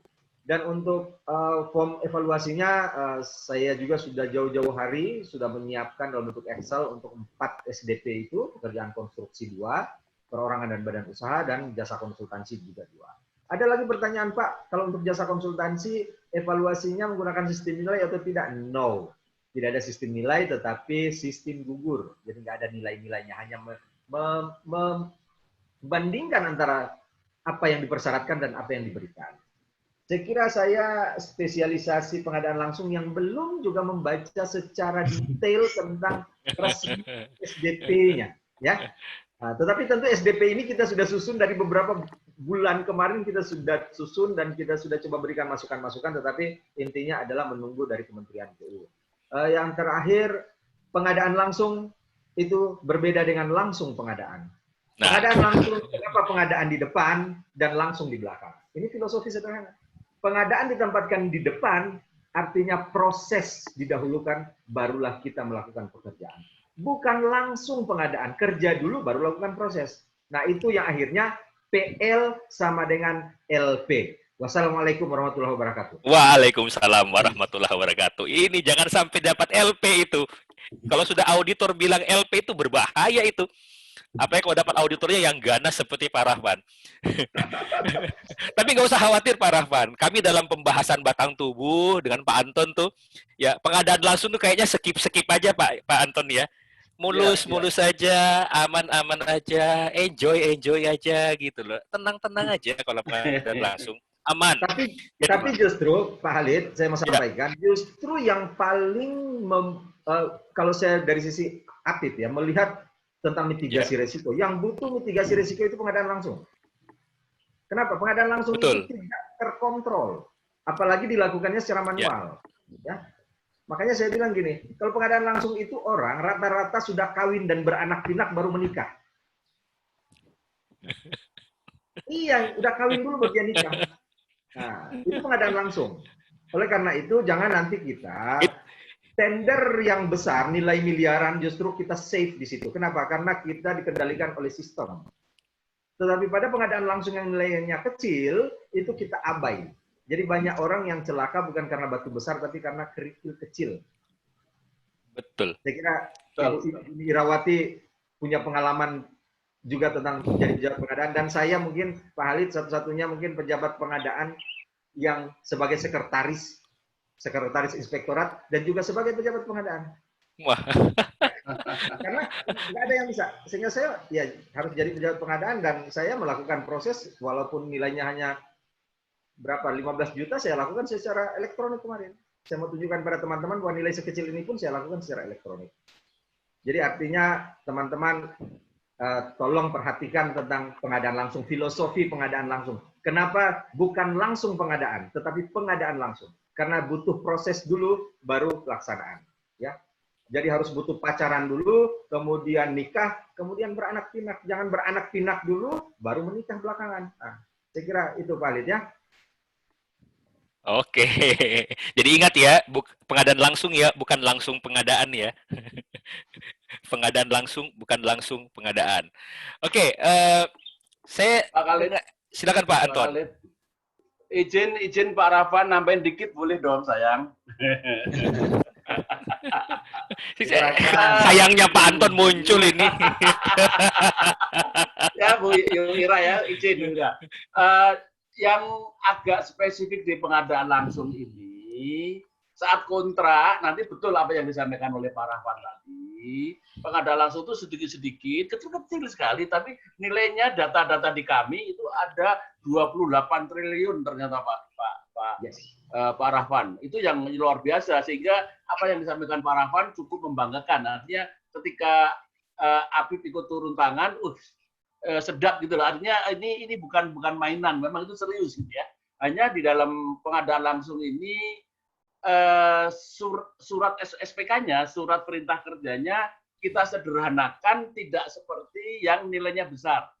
Jadi nanti tidak ada SKK nanti di pengadaan langsung, nanti SPK langsung SSUK langsung diisi langsung gitu. Tidak seperti ketentuan-ketentuan yang tender maupun seleksi, ada SSKK dan ada SSUK. Jadi nanti di pengadaan langsung itu keinginannya mudah-mudahan penerapannya tidak ada SSKK. Kenapa begitu? Kekhawatiran teman-teman, kalau kita teman-teman PUPR yang saya intip gitu loh. Kalau kita menyampaikan SSKK, khawatir nanti ada varian-varian lagi yang justru malah susah untuk dikendalikan, susah untuk diperiksa gitu. Sehingga beda dengan ini langsung kelihatan tidak dibuang di SSKK. Karena SSKK itu dari pengalaman kami, dia ternyata teman-teman mohon maaf, teman-teman Pokja dan PPK itu ada variasi-variasi di sana yang dalam pelaksanaan kontrak justru malah mempersulit. Harapannya SPK ini tidak ada SSKK-nya sehingga akan mempermudah barangkali pelaksanaan kontrak seperti apa yang disampaikan oleh Pak Rahman tadi. Demikian Pak Khalid, terima kasih. Oke, silakan Pak Anton. Terima kasih banyak. Pak Syafruddin kayaknya ada yang mau diomongin nih. Silakan Pak Syaf. Halo Pak Syaf. Ya, terima kasih Pak Khalid. Izin nih Pak, para pakar-pakar semuanya, saya dari Kementerian PU juga kebetulan ini. Saya kan belum membaca nih, belum dapat juga nih soft copy terkait dokumen. Sama Pak. Iya. Jadi saya penasaran juga nih Pak terkait untuk Permen PU nomor 14 2020 ini. Dari segi Permen PU 21 Pak, apakah sudah mengakomodir semua ketentuannya Pak? Itu aja Pak. Terima kasih. Ayo Pak Heri, silakan. Ini pakarnya Permen 21 nih. Baik Pak Khalid. Mohon izin Pak Anton, Pak Samsul, dan Pak Rafan. Jadi pertanyaan Pak Samsudin, ini sebenarnya kalau kita lihat tadi bahwa terbit nanti Permen PU 14 ini adalah mencabut Permen PU 7 Pak ya. Jadi intinya Permen 7 itu kan masih mengacu kepada Permen PU 5 2014. Jadi secara hukum memang kita sudah menyusun, artinya sudah merumuskan juga di dalam lampiran itu mengacu kepada Permen PU 21 tahun 2019 tentang SMKK, termasuk mempertegas itu penerapan biaya SMKK-nya. Kalau kita mengacu dulu di Permen 7 kan hanya global Pak, artinya ketika biaya SMKK itu ditawarkan oleh penyedia nol, secara global itu sudah gugur. Tapi sekarang harus ke 9 item itu sudah ditawar nominalnya oleh peserta. Termasuk juga itu penerapan terhadap elemen SMKK-nya Pak. nanti kita akan permudah. Jadi tidak ada lagi namanya Pokja akan menilai kekerapan, kali keparahan, atau tingkat risiko, atau prioritasnya. Hanya nanti Pokja cukup melihat apakah dari semua elemen SMKK itu ada atau tidak ada. Jadi begitu Pak, sudah dirumuskan Pak di Permen PU 14 Permen PU nanti Pak. Gitu. Oke, clear ya. Sekarang Pak Irwan, silakan Pak Irwan. Ya, makasih Pak Khalid. Selamat sore Pak. Mungkin saya sedikit untuk Pak Rahpan mungkin ya, karena pengadaan langsung Pak. Begini Pak, kasus di kami ini, pengadaan langsung tuh kami sudah bikinkan surat edaran dari bupati kami untuk menggunakan aplikasi non tender. Tapi ternyata para OPD itu masih yang ada dikatakan Pak Arfan itu langsung pengadaan. Jadi kesulitan mereka untuk memproses karena mereka menggunakannya langsung pengadaan. Nah, sedangkan surat edaran bupati kami bikinkan itu Pak, kami usulkan untuk dibikinkan surat edaran harus menggunakan non tender. Nah, saran saya kalau tadi kan Pak Rahman bilang masih ada memungkinkan untuk menggunakan pencatatan. Mungkin kalau saran saya Pak, pencatatan itu di bawah daripada 50 juta itu bisa di pencatatan. Tapi kalau untuk yang diproses di atas 50 juta, mungkin saran saya lebih baik dilakukan di non tender Pak, agar tercapai apa yang dikatakan pengadaan langsung. Pengadaan dulu, diproses dulu, baru dikerjakan langsung. Gitu. Seperti itu mungkin Pak. Terima kasih Pak Khalid. Siap. Silakan Pak Rafan, langsung saja. Oke, terima kasih. Jadi saya kira begini, kenapa diberikan dua opsi bahwa bisa manual dengan alternatif pertama itu by elektronik, kemudian jadi pengadaan langsung itu kalau kita melihat klausul yang ada di dalam Perpres 16 2018 itu kan bicara secara global tuh tentang pengadaan tentang proses pengadaan. Nah, pengadaan langsung itu dilakukan secara elektronik. Artinya manual pun tetapi dicatatkan di elektronik itu termasuk pengadaan menggunakan elektronik. Nah, namun ada yang prosesnya dari awal kita menggunakan secara elektronik. Nah, memang di sini ada opsi, ada dua pilihan, ya, bahwa bisa secara elektronik, bisa secara manual, tetapi tetap dicatatkan. Kenapa itu muncul? Karena memang tidak semua di kita itu masih bisa melakukan secara elektronik. Ada daerah-daerah tertentu juga yang mungkin masih ada keterbatasan-keterbatasan. Dan kemudian ini karena memang nilainya kecil. Jadi kembali sebenarnya kepada niat dan integritas kita, ya. Niat dan integritas. Sehingga di sini pejabat pengadaan ya jangan jadi pejabat yang pejabat pengadaan itu kan memilih penyedia. Jangan nanti dia justru pejabat pengadaan itu hanya sebagai bentuk formalitas saja, prosesnya sudah dilakukan. Jadi ini mau melalui elektronik maupun mau melalui manual, kalau niatnya udah gak benar, elektronik itu pun kan bisa disesuaikan, Pak. Kita bisa mengundang siapapun kita sudah tentukan, dan orang itu sudah kerja juga, itu juga bisa dilakukan. Ya. Jadi semuanya tergantung niat. Apapun aturan yang dibuat, kalau niatnya udah nggak benar, apalagi ada intervensi dan lain-lain, saya kira tetap prosesnya juga nggak akan benar dan outputnya nggak akan benar. Kalau dari proses nggak benar, pasti outputnya nggak benar juga. Saya kira itu mungkin ya, jadi kembali kepada niat. Adapun kalau ada peraturan-peraturan kepala daerah, saya kira udah jelas peraturan kepala daerah kalau mengatur tentang proses pengadaan ya tentu harus merujuk juga pada peraturan-peraturan yang lebih tinggi ya, termasuk peraturan Perpres, ada Permen di situ, peraturan KPP. Saya kira itu mungkin sedikit. Kalau ada yang mau ditambahkan teman-teman ya silahkan ditambahkan. Pak Sam, tambahkan. Utamanya surat edaran nih. Biasanya Pak Sam tuh paling stres dengan masalah seperti ini.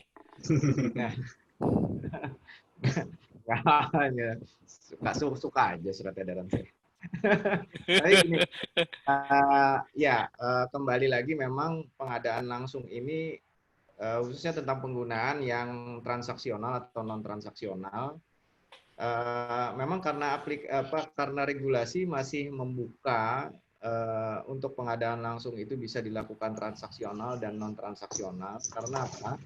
Penetrasi penggunaan aplikasi atau penetrasi penggunaan aplikasi pengadaan langsung ini juga memang masih belum maksimal ya. Belum maksimal itu artinya belum mencakup semua wilayah dan belum masuk kepada keseluruhan pelaku pengadaan. Jadi memang ini diskresi. suatu saat nanti saya yakin juga pengadaan langsung ini akan semuanya menggunakan sistem ya. Jadi karena memang masih dalam kondisi seperti ini, memang masih terbuka peluang untuk itu. Tapi yang harus kita perangi sama-sama memang ya persis, saya ini Pak Rafan kalau menemukan nomenklatur atau analogi-analogi luar biasa ini. Pengadaan langsung bukan langsung pengadaan gitu ya. Ini bisa kita bikin kaos jadi. Boleh itu. Ada ide langsung bikin kaos ini kayaknya nih. Jadi ya karena memang kebanyakan yang namanya pengadaan langsung konstruksi itu nikah kawin dulu, nikahnya belakangan. Jadi begitu sudah ada anaknya, sudah ada bahkan bukan cuma anaknya mau disekolahkan baru proses administrasi pencatatan di KUA dan segala macam itu baru dilakukan.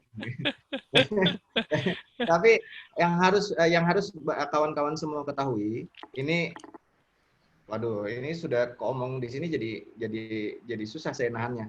Ya sudahlah, diomongin aja lah gitu ya.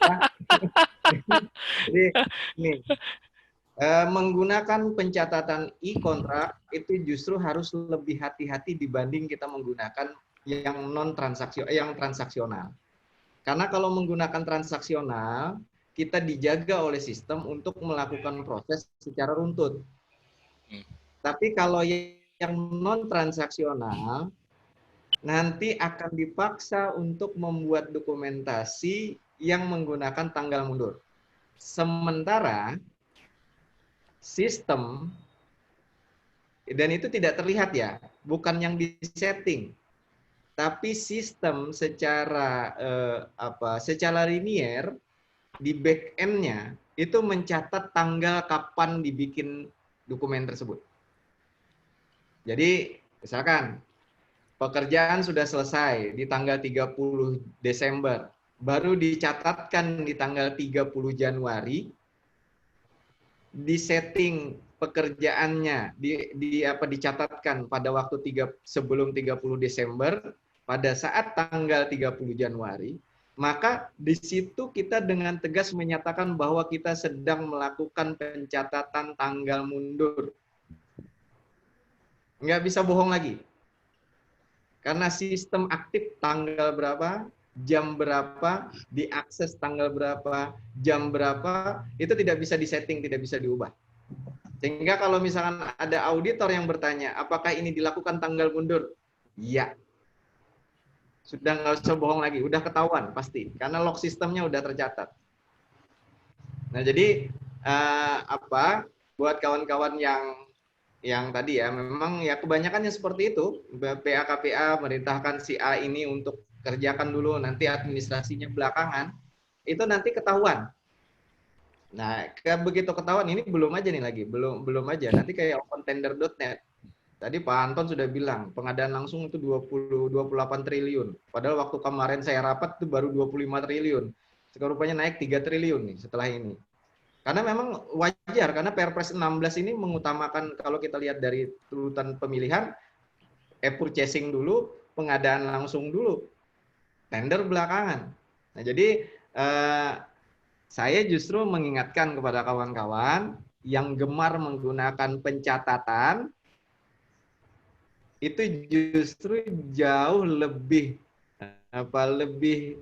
mudah dideteksinya, menyusun pertanggungjawaban tanggal mundur yang tadi 30 Desember dicatatkan 30 Januari melewati tahun anggaran, itu sudah pasti ketahuan, udah nggak usah lah pakai alasan-alasan macam-macam, udah jelas secara faktual, secara data, secara fakta, itu dilakukan pencatatan belakangan setelah kejadian.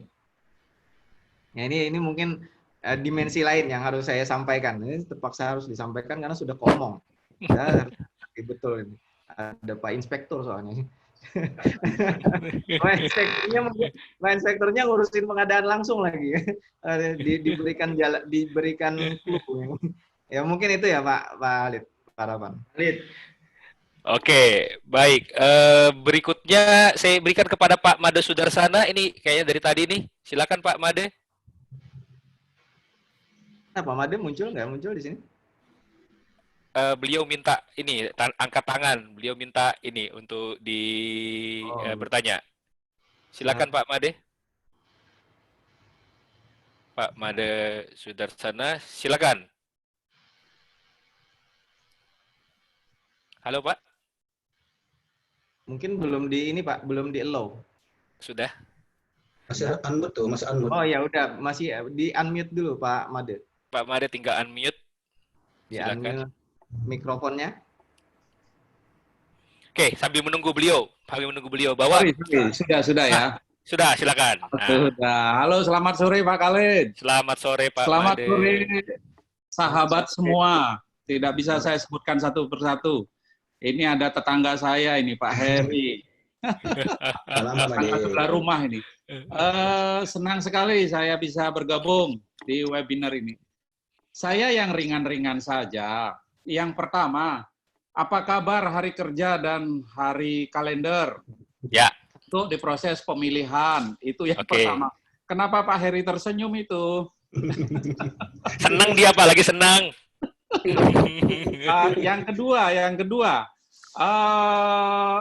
kedua, bicara tentang hari kerja, kita sangat maklumilah di Indonesia itu kadang-kadang banyak daerah yang memperlakukan fakultatif. Ya. Nah, lalu kalau umpamanya di Jakarta tidak libur, sedangkan di satu daerah libur, itu termasuk hari kerja atau hari libur, Pak ya? Ya. Ya. Jadi saya ringan-ringan saja. Itu saja dulu di perjumpaan pertama. Oke, siap. Saya yang jawab nih. Karena itu kebetulan dibahas pada saat kami melakukan rapat harmonisasi. Jadi waktu rapat harmonisasi hari Senin yang lalu, jadi sekilas info juga bagi seluruh peserta webinar, penyusunan aturan ini bukan dari PU saja. Setelah PU menyusun draftnya, ini dirapatkan bersama-sama dengan beberapa kementerian yang lain, dalam disebut dengan harmonisasi. Harmonisasi ini diikuti oleh Kementerian Hukum dan HAM, diikuti oleh LKPP, diikuti oleh Sekretariat Kabinet. Nah, jadi kami rapat 4 hari penuh, full, pasal demi pasal dibahas satu demi satu. Nah, yang Pak Made Sudarsana tadi tanyakan pada saat masalah hari kerja dan hari kalender, ini dijawab pada saat rapat tersebut dengan kalimat seperti ini. Yang namanya tender bukanlah kegiatan yang tiba masa tiba akal. Yang namanya tender itu filosofinya harusnya sudah direncanakan jauh hari sebelumnya. Jadi, kalau kita tetap menggunakan hari kerja, pada prinsipnya bukan bermasalah. Tidak menjadi suatu masalah. Karena yang namanya tender itu bukan cepat-cepatan selesai. Tender itu adalah untuk mencari penyedia yang qualified, mencari barang atau jasa yang ditawarkan dengan baik. Bukan cepat-cepatan harus ada. Sehingga kalau kita mengatakan bahwa tender itu seharusnya cepat selesai, maka seharusnya perencanaannya juga harus cepat. Yang namanya perencanaan jangan disusun pada saat di awal tahun anggaran.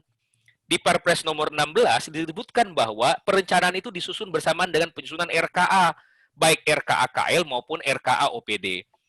Jadi apabila dilaksanakan tender sesuai dengan perencanaan, maka menggunakan hari kerja pun itu bukanlah hal yang masalah. Masalah libur fakultatif, memang ada di Indonesia ini ada 2 sebenarnya yang paling banyak, yaitu di Bali dengan di Papua. Ya, baik Bali, Papua, Papua Barat, termasuk Manado. Itu yang banyak libur-libur fakultatif. Sehingga untuk masa libur fakultatif ini, untuk rekan-rekan PPK yang ada di daerah-daerah ini harusnya mengatur secara detail kapan kira-kira jadwal tender ini dilaksanakan. Kalau sudah ketahuan libur fakultatifnya banyak, jangan sampai melaksanakan tender menjelang dibutuhkan. Akibatnya jadinya cepat-cepatan. Malah sampai ada yang mengatakan kalau perlu harusnya tender cepat begitu. Jadi Pak Made, sesuai dengan video yang kita buat di Bali, mohon maaf usulannya ditolak. Pada udah sempat bikin video dengan Pak Heri. Tetap menggunakan hari kerja seperti itu. Ya, ini diputuskan. Jadi kami mengusulkan, tapi diputuskan pada saat rapat konsolidasi, rapat harmonisasi itu tetap menggunakan hari kerja. Seperti itu, Pak Made. Kejawab Pak ya? Siap, akan kami sosialisasikan dengan teman-teman. Terima kasih. Siap. Oke, terima kasih. Ya Pak. Nah, silakan. Sampai jumpa. Ya. Selasa aja depan. Oke, silakan Pak Ari. Terakhir nih. Pak Ari. Halo, Pak Ari. Di ruangan absennya. Bang, di sini. Halo, Pak Ari. Mana aja Bang Di? Bisa. Pulang dari mana aja, langsung. Halo, Pak Ari. Pulang. Kayaknya lagi sibuk gitu ya. Jadi begini, ini menjelaskan Permen PU 14 ini tidak mungkin dalam waktu 1-2 jam gini ya. Apalagi ini ada bagian-bagiannya sangat banyak. Nah, jadi kami berencana akan membagi-bagi sosialisasi ini menjadi beberapa sesi. Ada yang sifatnya sosialisasi yang sifatnya umum, ada sosialisasi khusus penyusunan dokumen, ada sosialisasi khusus untuk evaluasi, ada sosialisasi khusus untuk pengadaan langsung, dan ada sosialisasi yang khusus masalah kontrak berdasarkan Permen PU. Kapan dilaksanakan? Tunggu tanggal mainnya. Ya, tunggu tanggal mainnya. Nah, untuk closing statement, silakan mungkin Bu Ira, silakan dimulai.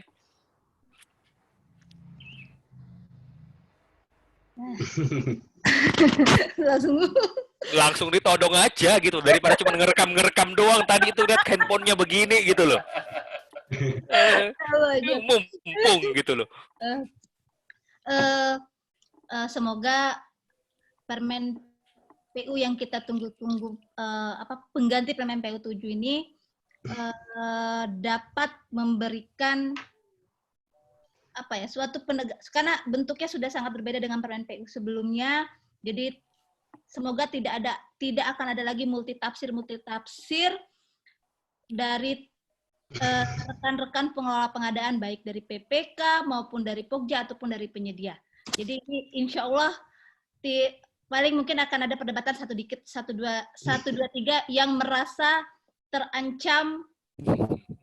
Itu biasanya yang berdebat itu adalah orang yang merasa terancam. Tapi insya Allah ini sudah dibuat sedemikian rupa, disusun sedemikian rupa agar tidak ada lagi seolah-olah ada proses pengkondisian di dalam proses pengadaan barang jasa ini. Oke, terima kasih Bu Ira. Pak Heri, silakan. Oke, makasih. Nggak terlalu banyak sih Pak disampaikan seperti apa yang disampaikan di awal. Jadi teman-teman di sini mohon bersabar ya untuk saat ini yang mungkin galau-galaunya banyak japri ke sana ke sini. Nanti habis ini silakan masuk kelas lagi, kita bisa berdiskusi lebih banyak lagi ya. Ini kepala sekolah ini ngomong nih. Ya.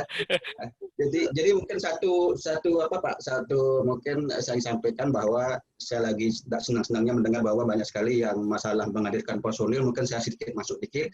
Nanti PPK jangan lagi menghadirkan personil karena sudah akan diatur di dalam peraturan menteri ke depannya.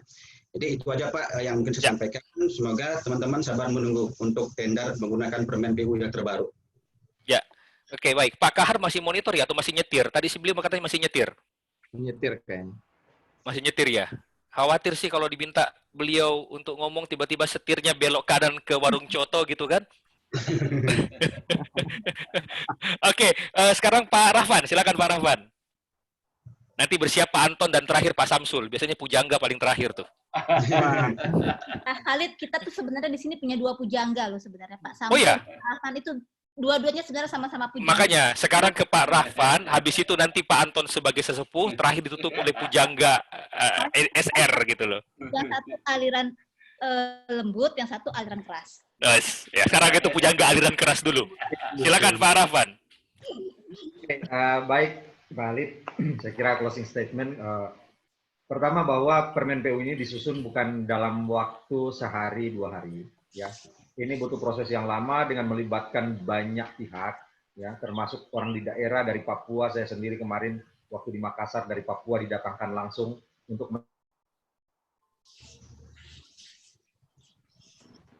Pak Rahman putus. Mendengar. Nah, jadi saya kira, nah bisa ya saya lanjut. Ya, lanjut Pak. Ini disusun dalam waktu yang lama dan dengan melibatkan banyak orang. Oleh karena itu jangan secepat itu menjudge baru semenit 2 menit baca.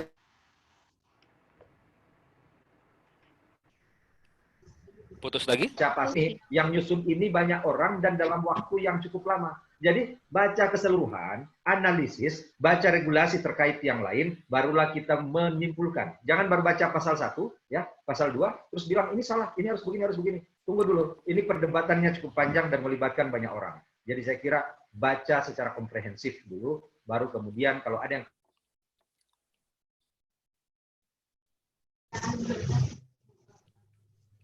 Pujangganya hilang sinyal. Pak Rafan hilang sinyal. Rafan. Oke, saya menegaskan. Pak Rafan tadi mengatakan ini proses. Memang benar bahwa Permen PU ini disusun dalam waktu 3 bulan. Tapi dalam waktu 3 bulan itu, Kementerian PUPR sudah mengumpulkan semua pokja UKPBJ yang ada di Kementerian PUPR dari Aceh sampai ke Papua. Bahkan teman-teman ini semua, Pak Rafan, Pak Heri, Pak Samsul, Bu Ira, Pak Kahar, Pak Anton, saya, kita hadir di 3 zona. Zona yang ada di, waktu itu kan kita laksanakan di Sumatera, kemudian kita laksanakan di Bali, ya, kemudian kita laksanakan di Makassar. Jadi ini masukan-masukan dari bawah, dari Pokja itu sudah ditarik. Yang kedua, masukan dari UNOR-UNOR, Bina Marga, Cipta Karya, dan seterusnya. Dan yang ketiga, dari penyedia. Saya melihat sendiri surat resmi dari kepada Kementerian PUPR ditujukan kepada semua asosiasi yang berkaitan dengan konstruksi di Indonesia. Dan pada saat pembahasan Permen PU ini kita membacakan satu persatu jawaban surat mereka. Dan bahkan Pak Direktur, Pak Putut itu sampai berulang-ulang kali. Sebelum kita lanjut, apakah ada masukan dari asosiasi? Apakah masukan dari penyedia? Apakah bisa diterima? Kalau tidak, alasannya apa? Kalau iya, alasannya apa? Dan sebagainya. Jadi dibahas satu persatu. Nah, Pak Rafan, ini muncul lagi kalimat terakhir, nggak perlu disampaikan lagi? Karena tadi sempat terputus. Iya, mungkin tadi sempat terputus. Saya hanya ingin menyampaikan begini, Bapak, Ibu, ini melibatkan banyak pihak, ya. Kemudian regional sampai dengan kita mendatangkan kemarin di Makassar dari Papua dan Papua Barat datang langsung bicara. Saya kebetulan berdampingan dengan mereka kemarin waktu di Makassar. Ya. Jadi Permen PU ini kalau ada yang menyatakan belum sempurna, ya belum sempurna. Ya, tetapi ini sudah mengakomodir banyak orang, mendengarkan banyak pihak. Oleh karena itu, teman-teman kalau baca secara komprehensif, baru kemudian mengeluarkan komentar. Jangan baru baca pasal 1, pasal 2, kemudian sudah menyatakan bahwa ini salah, ini nggak benar. Ya. Karena ini ada berapa pasal, Pak Halid, ini? Cuma 132 kok. 132 pasal dengan 12 bab. Ya. Dan buku, lampiran-lampirannya. Cuma 31 buku, kurang lebih 4.000 halaman aja. Kurang lebih 4.000 halaman, artinya butuh 10 rim kertas, kalaupun itu nggak macet printernya. 10 rim kertas. Karena 1 rim itu, saya pejabat pengadaan, jadi saya tahu spesifikasi ATK. 1 rim itu 400 halaman, kalau nggak salah. Jadi saya kira itu 500 halaman. Ada yang protes pejabat pengadaan. Pejabat pengadaan juga soalnya. Ya, oke. Sama pejabat pengadaan itu mancing aja sih sebenarnya. Siap lah. Butuh 5 rim kertas untuk bisa kita mendownload membuat cetak. Sebagai Ya. Gitu. Saya kira itu Pak Halid dari saya, dan tentu ke depan insya Allah ada kelas lagi untuk lebih spesifik seperti yang disampaikan oleh Pak Halid tadi. Dan yang paling terakhir adalah PL bukan LP. Pak Antonia, pengadaan langsung, bukan langsung pengadaan. Siap. Saya kira demikian Pak Halid. Oke, terima kasih Pak Rafan. Pak Anton, silakan Pak. Baik, terima kasih Pak Halid dan teman-teman panelis. Saya hanya mensitir apa yang disampaikan oleh Pak Menteri. Dengan dokumen ini jangan ada kata-kata memenangkan maupun mengalahkan. Jadi yang ada adalah kita mengevaluasi, hasil dari evaluasi itulah yang menang, itulah yang kalah. Karena ini aturannya sederhana meskipun sekarang buku, sehingga nuansa itulah yang dituntut oleh Pak Menteri. Terima kasih Pak Khalid, mungkin seperti itu saja yang ingin kami sampaikan. Baik, terima kasih banyak Pak Anton. Pak Kahar masih belum monitor ya? Masih nyetir kayaknya. Oke, baik. Pak Samsul Ramli, silakan Pak. Ya, baik. Pas penutup ini paling terakhir ini. Paling pendek. Sengaja. Paling pujangga Pak soalnya. materi saya sebenarnya sudah disampaikan oleh Pak Anton ya. Karena memang senior Pak Anton, jadi beliau bisa menangkap apa yang ingin saya sampaikan. Jadi kembali saya cukup gembira dengan terbitnya Permen PU 14 ini. Ada beberapa hal substansial filosofis yang sering saya bahas dalam kajian rutin saya di kajian pengadaan khusus standar dokumen pemilihan, walaupun pada saat ini masih berkutat di wilayah standar dokumen pengadaan barang. Tapi filosofi-filosofi yang saya sampaikan, misal yang paling utama, yang sedang kita susun ini adalah standar dokumen pemilihan. P-nya adalah pemilihan, bukan pengguguran. Jadi niat kita harus luruskan bahwa ini adalah standar dokumen yang bertujuan untuk memilih penyedia, bukan untuk menggugurkan penyedia. Ini harus betul-betul, karena bedanya sangat tipis sekali. Bedanya tipis sekali.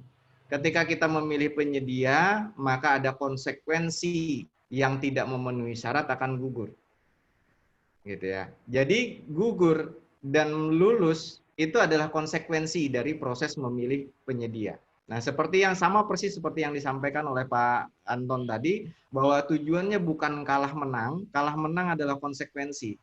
Tapi tujuan kita adalah melakukan seleksi untuk konsultan, memilih untuk penyedia non-konsultan. Nah, ini wilayah yang harus kita pahami betul. Yang kedua, filosofi yang kedua adalah ini yang kita dengungkan dari sejak kelas, saya ingat betul waktu bergabung dengan Pak Halid, kita berdiskusi panjang tentang dua wilayah persyaratan. Ada wilayah persyaratan pemilihan, ada wilayah persyaratan berkontrak. Nah, sekarang dalam regulasi ini ternyata disepakati oleh sebagian besar, saya tidak mau menyebutkan bahwa ini seluruhnya, sebagian besar yang menyusun Permen PU ini, bahwa ada wilayah yang tegas. Ini adalah syarat pemilihan, ada syarat berkontrak. Syarat pemilihan itu yang kita pertandingkan, syarat berkontrak itu yang berkaitan dengan pelaksanaan pekerjaan. Ada syarat untuk memilih, syarat untuk bertanding pada saat pemilihan, ada syarat untuk pelaksanaan pekerjaan.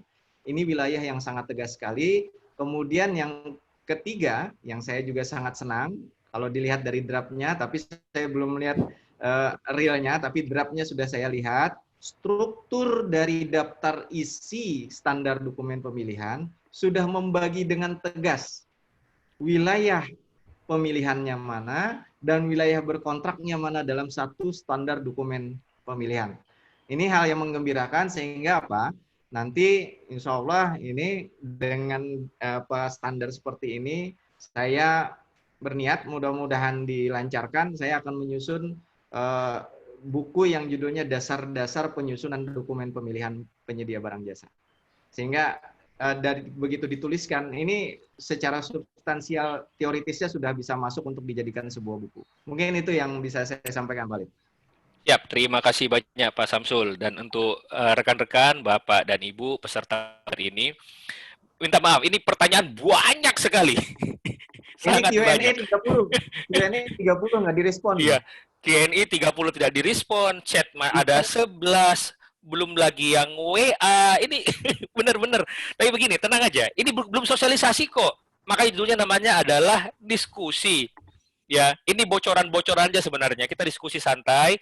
Nanti untuk sosialisasi akan ada webinar-webinar selanjutnya dan mungkin akan jauh lebih terpola dan akan berdasarkan tema-tema khusus. Dan Bapak dan Ibu juga akan ketemu dengan rekan-rekan semua yang ada di layar ini plus dengan dari Kementerian PUPR. Nah, mungkin kita akan bagi menjadi 5 kelas. Yang pertama khusus sosialisasi, full sosialisasi saja. Yang kedua penyusunan dokumen. Ini akan bertemu dengan Pak Samsul Ramli, kemudian Bu Ira, kemudian Bli Heri dengan Pak Dian Darmawan. Evaluasi juga sama, khusus evaluasi. Kita akan membahas bagaimana cara evaluasi saja. Ya, bagaimana caranya mengevaluasi kualifikasi, mengevaluasi penawaran. Juga akan ketemu dengan Pak Samsul, Bli Heri, kemudian Bu Ira dengan Pak Dian Darmawan. Kita akan bahas khusus pengadaan langsung. Bagaimana pengadaan langsung untuk jasa konsultan konstruksi, pengadaan langsung untuk pekerjaan konstruksi yang akan diampu oleh 2 pakar pengadaan langsung konstruksi sekaligus penyusun daripada standar dokumen pemilihan pengadaan langsung jasa konstruksi, Pak Rahvan Mukoginta dan Pak Kahar Palindrungi. Kemudian kita akan membahas masalah kontrak. Ini barang baru. Karena kalau kita lihat di SDP, standar dokumen pemilihan untuk Permen PU nomor 14 2020, SSUK dan SSKK itu isinya banyak berubah.